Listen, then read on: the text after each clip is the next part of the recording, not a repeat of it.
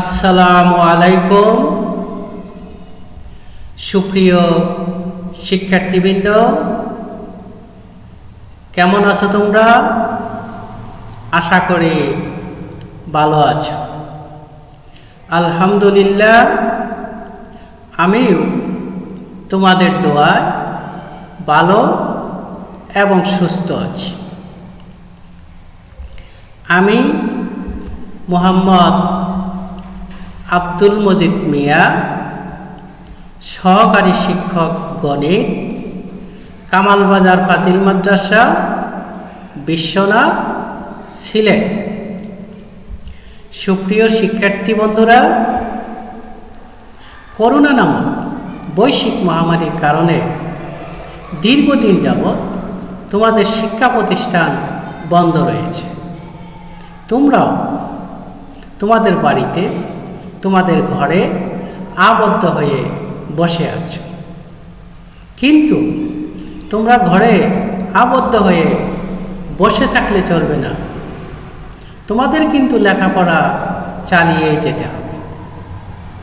তাই আমি আজ তোমরা যারা নবম দশম শ্রেণীতে অধ্যয়ন করছো তাদের জন্য, বিশেষ করে তোমরা যারা সামনে এসএসসি এবং দাখিল পরীক্ষা দিবে তাদের জন্য গণিত জ্যামিতি বিষয়ের একটি গুরুত্বপূর্ণ ক্লাস তোমাদের সামনে উপস্থাপন করার জন্য হাজির হয়েছি।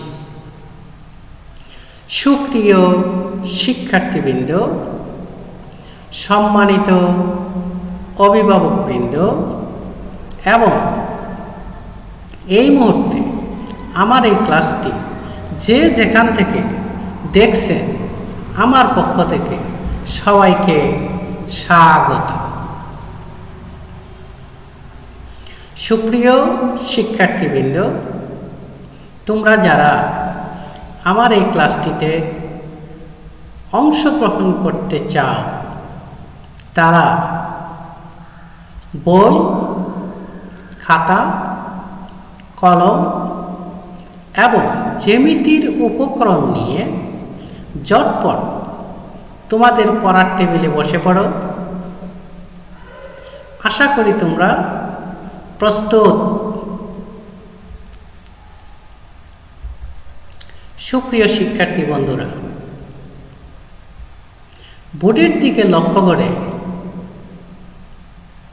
বোর্ডে যে চিত্রটি দেখছো, মনোযোগ সহকারে লক্ষ্য করে বলো, চিত্রে কি দেখছো? একটু চিন্তা করো, চিন্তা করে বলার চেষ্টা করো। বোর্ডে যে চিত্রটি দেখছো, এই চিত্রে তোমরা কি দেখছো? ধন্যবাদ, সঠিক বলেছ। চিত্রটি একটি ত্রিভুজের পরিবৃত্ত। সুপ্রিয় শিক্ষার্থী বন্ধুরা, আশা করি তোমরা অনুমান করতে পারছো আজকে আমাদের আলোচ্য বিষয় কি হতে পারে। সুপ্রিয় শিক্ষার্থী বন্ধুরা, তাহলে চলো আমরা প্রথমে জেনে নেই আমাদের আজকের আলোচ্য বিষয়টি কি। নবম দশম শ্রেণীর গণিত বইয়ের অষ্টম অধ্যায়ে কোন ত্রিভুজের পরিবৃত্ত অঙ্কন।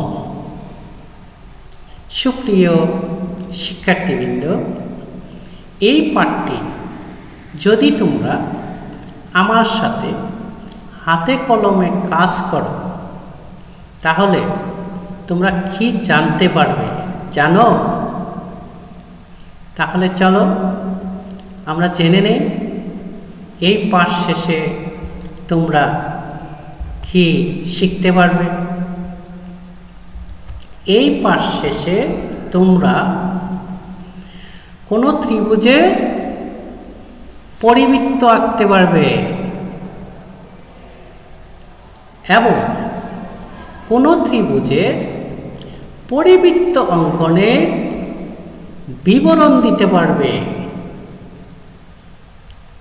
সুপ্রিয় শিক্ষার্থী বন্ধুরা, তাহলে চলো আমরা কথা না বলে সরাসরি কাজে অংশগ্রহণ করি। সুপ্রিয় শিক্ষার্থীবৃন্দরা, তোমরা বোর্ডের দিকে লক্ষ্য করো। বোর্ডে কি দেখতে পাচ্ছ? আমি একটি স্কেল বসাচ্ছি। তোমরা তোমাদের খাতায় স্কেল বসিয়ে ফেলো। স্কেল বসিয়ে তোমরা কি বলতে পারবে আমরা প্রথমে কি অঙ্কন করব? আমরা প্রথমে একটি ত্রিভুজ অঙ্কন করব। কারণ কি? আমাদের আজকের কাজ হচ্ছে ত্রিভুজের পরিবৃত্ত অঙ্কন। তাহলে লক্ষ্য করো আর সাথে সাথে কাজটি করে ফেলো। আমরা প্রথমে একটি ত্রিভুজ অঙ্কন করব। শিক্ষার্থী বন্ধুরা লক্ষ্য করো, আমি একটি রেখাংশ অঙ্কন করলাম। এবার আরো একটি রেখাংশ অঙ্কন করলাম। লক্ষ্য কি? ত্রিভুজ অঙ্কন। লক্ষ্য করো সাথে সাথে কাজটি করে ফেলো। তোমরাও একটি ত্রিভুজ অঙ্কন করে ফেলো।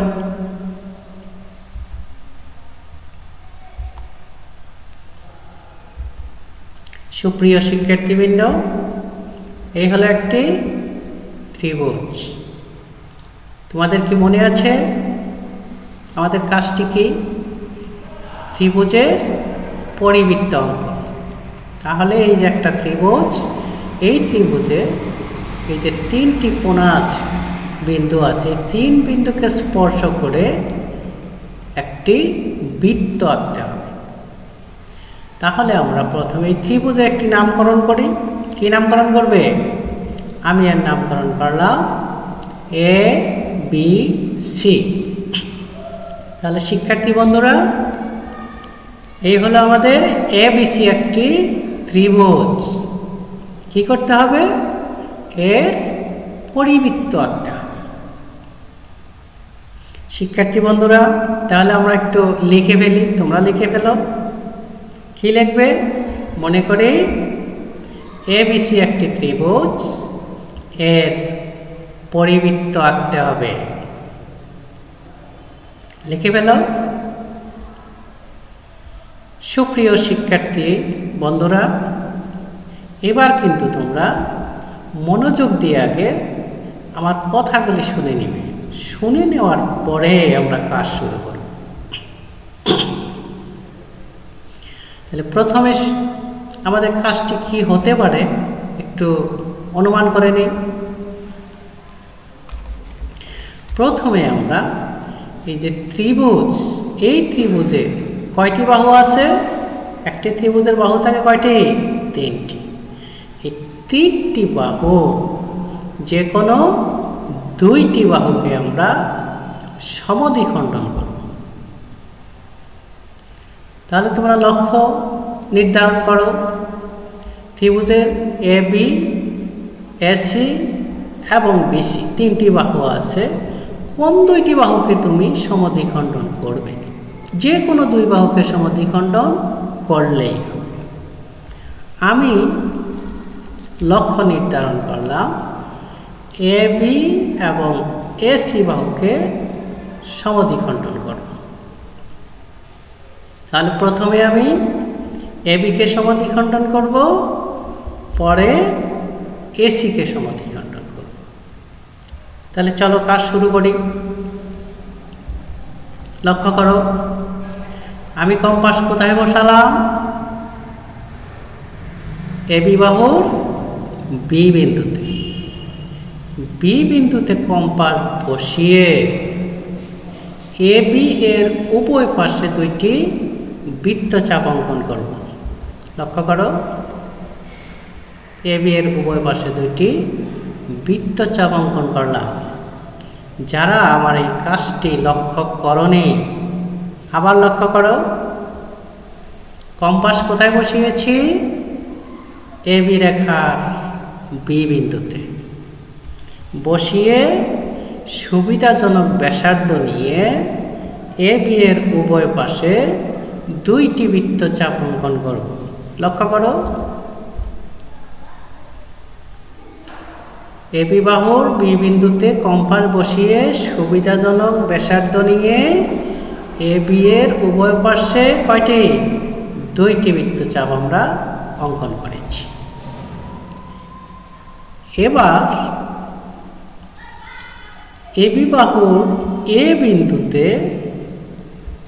কম্পাস বসিয়ে পূর্বে যে ব্যাসার্ধ নিয়েছিলাম একই ব্যাসার্ধ নিয়ে এবি এর উভয় পাশে আরও 2টি বৃত্তচাপ আমরা অঙ্কন করব।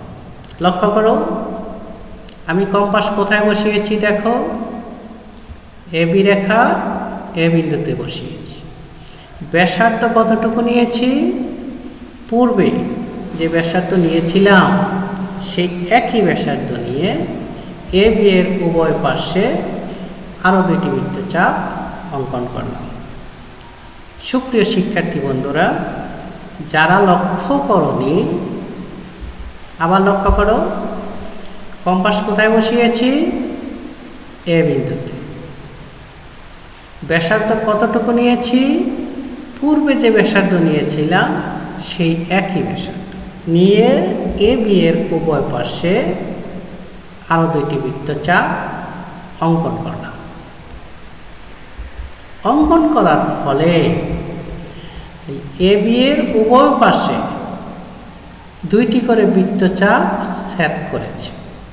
আমরা এখন স্কেল বসিয়ে একেবারে ছেদবিন্দু বরাবর স্কেল বসিয়ে সুন্দর করে যোগ করে ফেলি।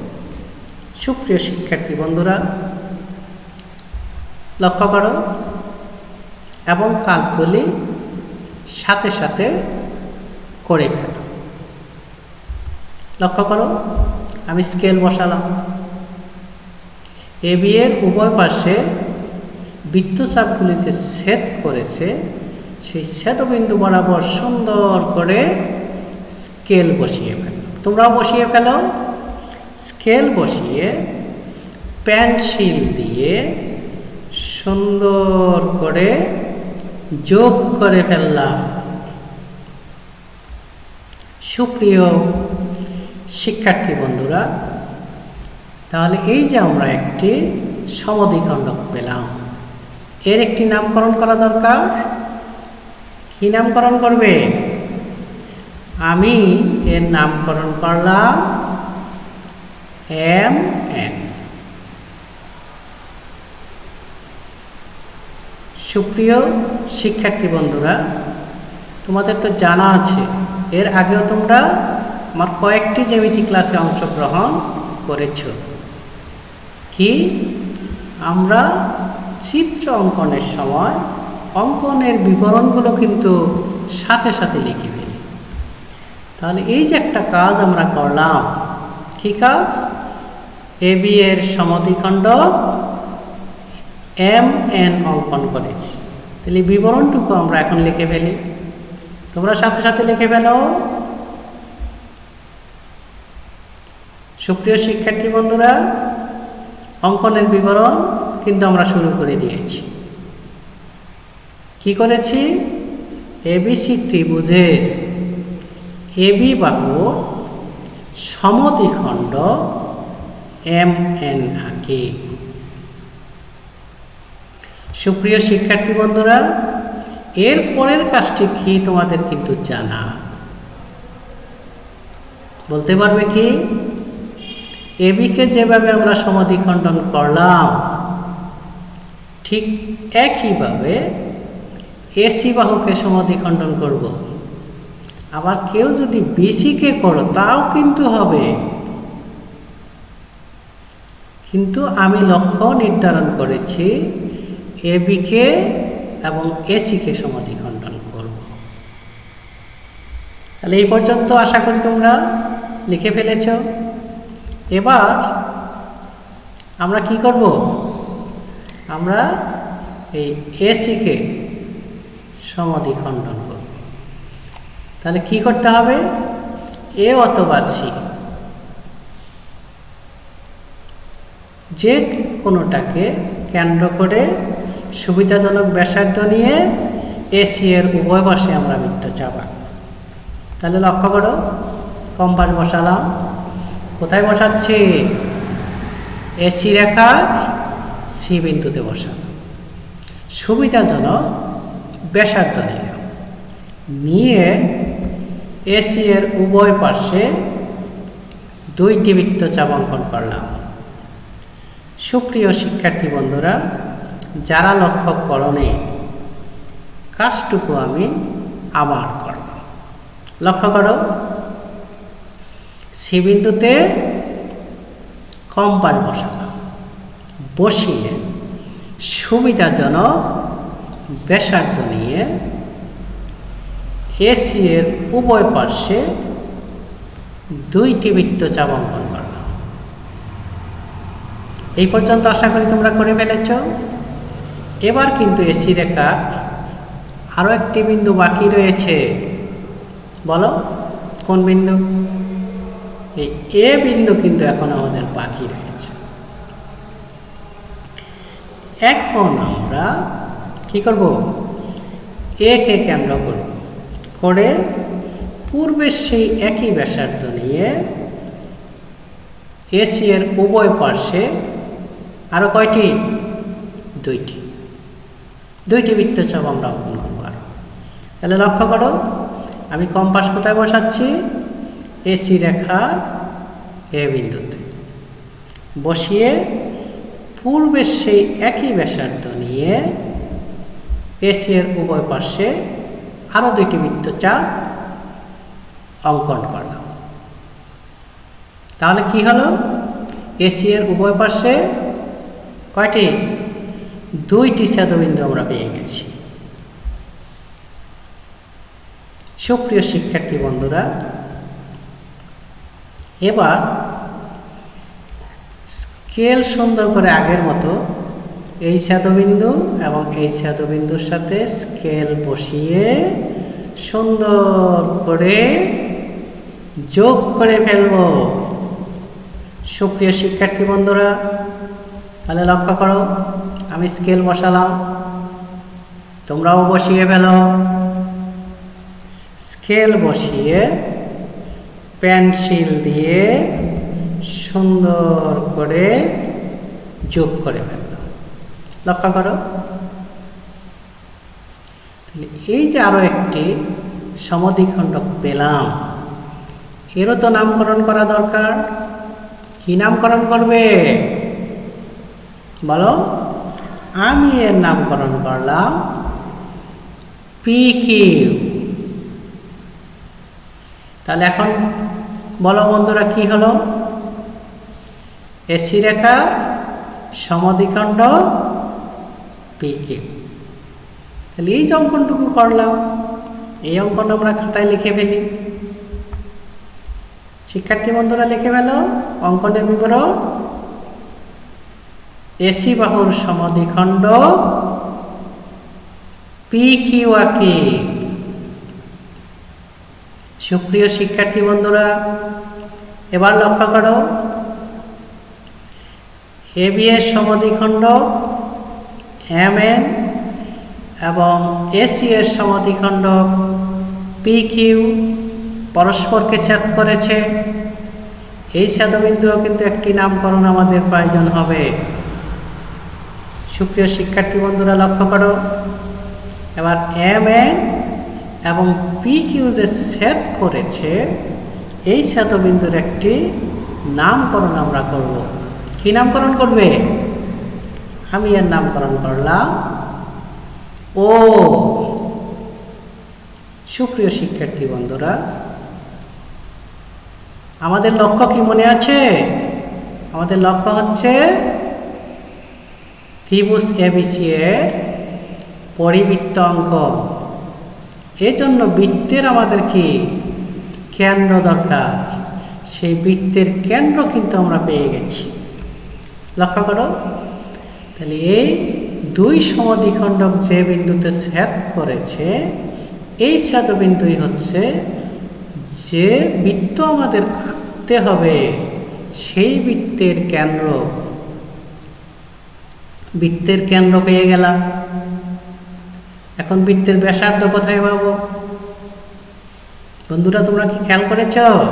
বৃত্ত অঙ্কন করতে গেলে বৃত্তের কেন্দ্র লাগে, আর কি লাগে? বৃত্তের ব্যাসার্ধ লাগে।